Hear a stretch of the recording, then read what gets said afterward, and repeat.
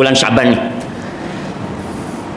Rasul sallallahu alaihi wasallam di bulan Sya'ban itu beliau hampir 1 bulan puasa sunnah sebelum Ramadan. Ketika Nabi ditanya alaihi salatu wassalam, kok bisa gitu loh, kan belum Ramadan. Yang bertanya siapa?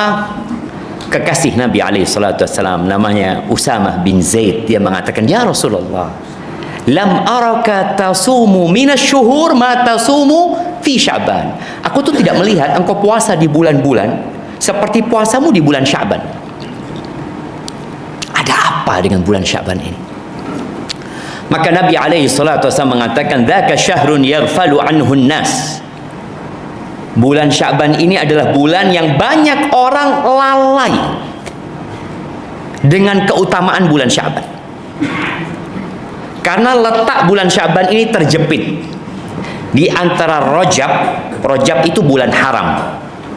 Sebagian kita nggak tahu kalau bulan lalu itu, 6 hari yang lalu itu kita berada di bulan haram, bulan Rajab.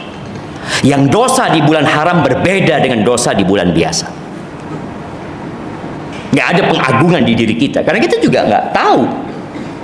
Posisinya terjepit antara Rajab dan Ramadan. Ramadan bulan puasa, bulan diturunkannya Al-Quran. Fokus umat Islam kemana? Ramadan. Kemudian dia lupa nih. Nabi menyampaikan ini sallallahu alaihi wasallam kepada para sahabat yang mereka tidak pernah kenal dengan yang namanya Januari, Februari, Maret, April. Nggak kenal mereka. Tapi ternyata mereka sudah lalai. Bagaimana dengan kondisi umat Islam yang tidak hafal dengan kalender Islam tapi hafal dengan kalender Masehi?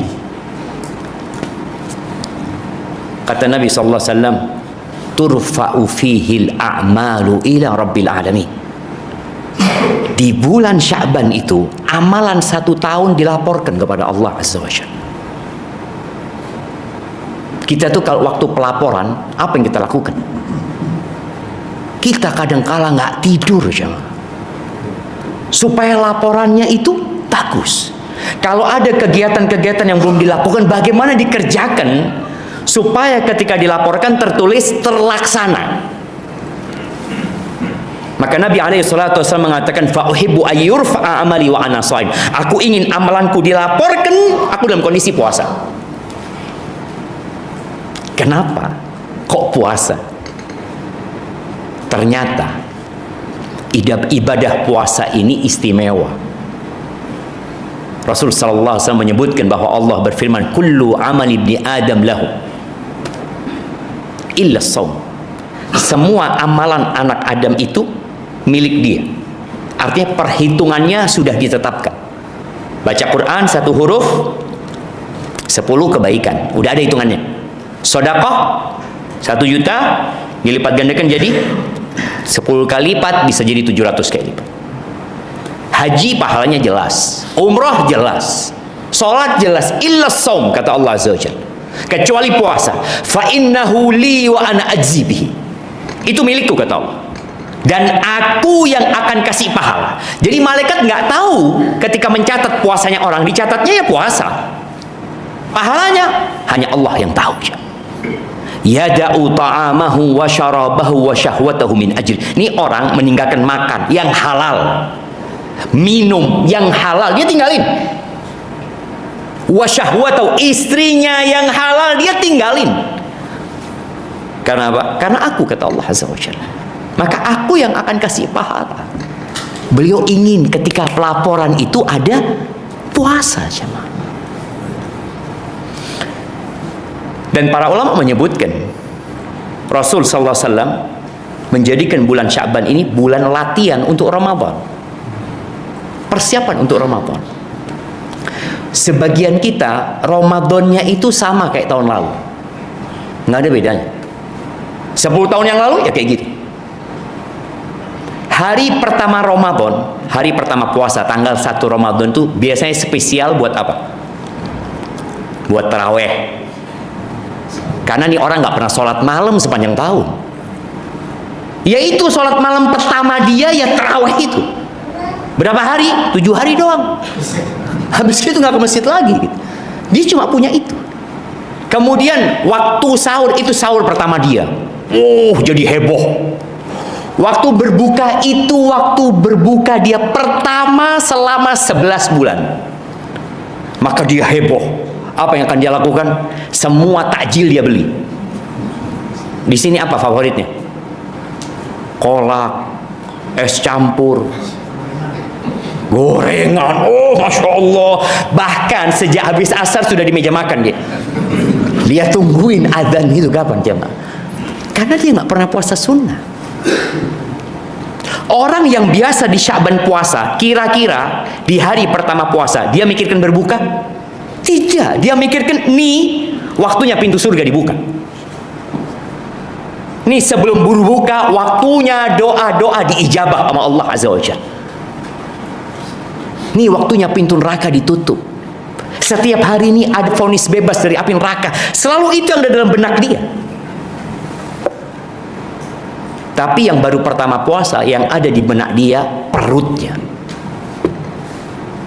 Maka tolong bagaimana puasa tahun ini kita lebih baik ya, dengan cara mempersiapkan diri di bulan Sya'ban.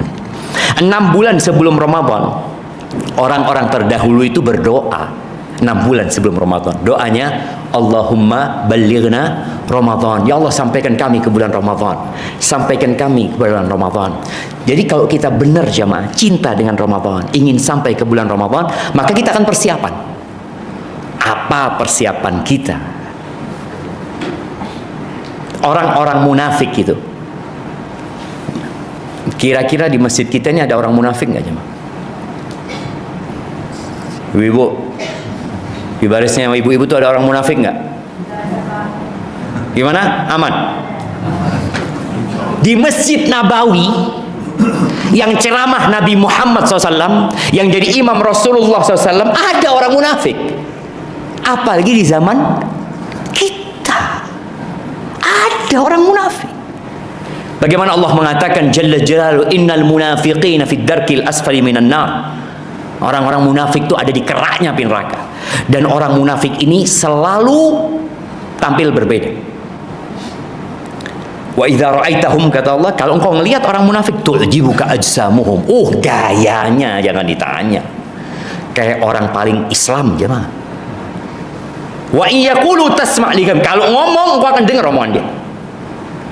Dia pandai bersilat lidah. Pandai membuat orang lain itu puas dengan apa yang disampaikan. Tapi Allah mendustakan, mereka bohong. Setiap ada peperangan, banyak orang munafik nggak ikut perang. Ketika Nabi pulang dari perang, maka mereka datang minta maaf. Ya Rasulullah, minta maaf, kami ada urusan ini, urusan itu, tolong mohonkan ampun kepada Allah Azza wa Jalla. Maka Nabi pun memohonkan ampun buat mereka. Nanti ada perang apalagi, mereka datang seperti itu. Dan mereka mengatakan, kami sebenarnya niat ya Rasulullah, tapi ada urusan ini itu, selalu ada alasan. Lalu kata Allah, mendustakan mereka bahwa mereka itu bohong saja. Allah mengatakan, walau aradul khuruja la'addu lahu uddah. Kalau benar mereka itu mau berangkat perang, pasti mereka akan persiapan. Pedangnya akan diasah, tombaknya diasah, anak panahnya disusun rapi, kudanya dikasih makan, pelananya dipasang, bekalnya dibawa. Itu orang mau berangkat. Contoh, kalau dikatakan besok kita berangkat ya ke Aceh Tamiang, kita tim mau jadi relawan di sana. Siap, 10 orang nih. Sampai bandara tinggal 5. Yang 5 mana? Afwan banget, ini itu macam-macam.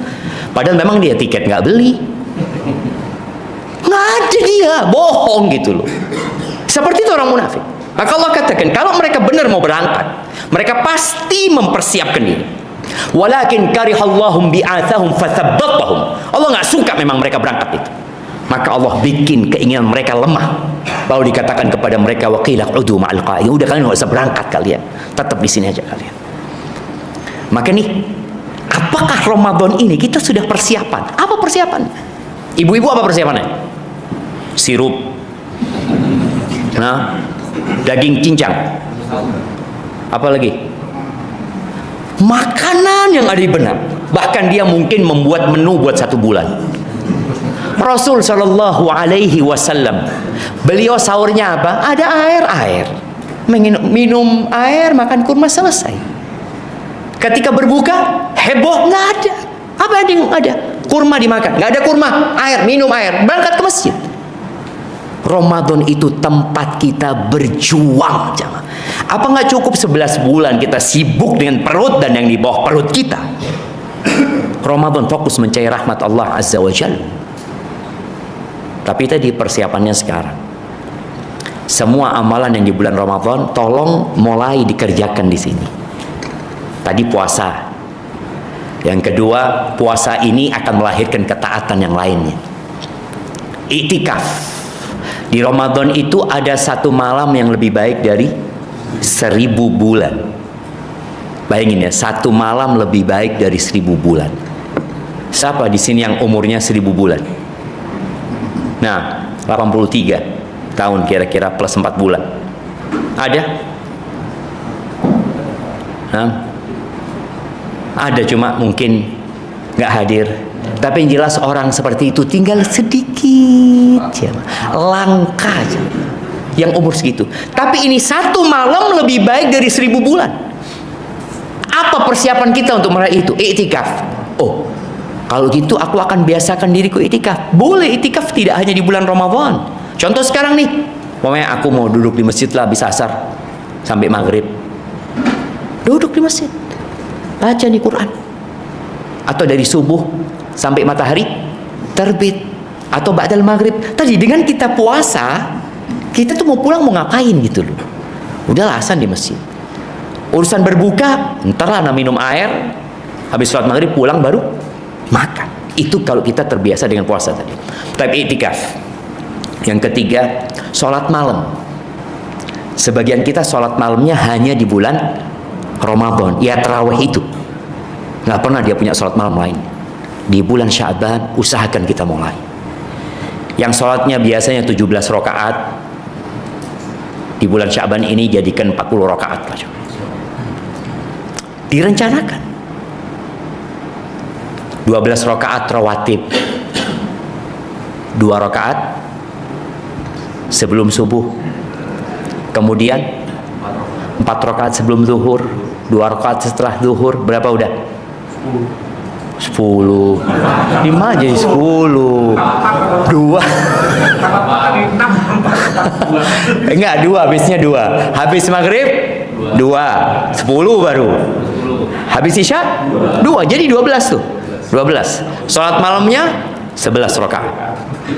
Dan kalau sebagian kita ini nggak biasa sholat malam, udah sholatnya habis isya, nggak apa-apa jemaah. Jadi sholat malam itu nggak harus sepertiga malam akhir, nggak harus tidur dulu. Mungkin kita dengar tahajud harus tidur dulu, oke, tapi sholat malam nggak harus habis isya seperti Ramadan. Emangnya kita sholatnya setelah tidur? Enggak, habis isya langsung kita sholat. Dan sepanjang tahun boleh kita lakukan itu. Atau ada orang, anak kayaknya habis maghrib, habis isya anak mau sholat 6 rakaat, 5 rakaatnya nanti sebelum subuh. Berarti dapat berapa? 40. 11 tambah 17 tambah 12, 40. Belum lagi tambah duhanya umpamanya. Tapi direncanakan. Kalau kita nggak punya perencanaan, lewat, kita nggak bisa melakukan evaluasi. Karena kita memang nggak punya rencana. Itu kan sunnah, Ustaz.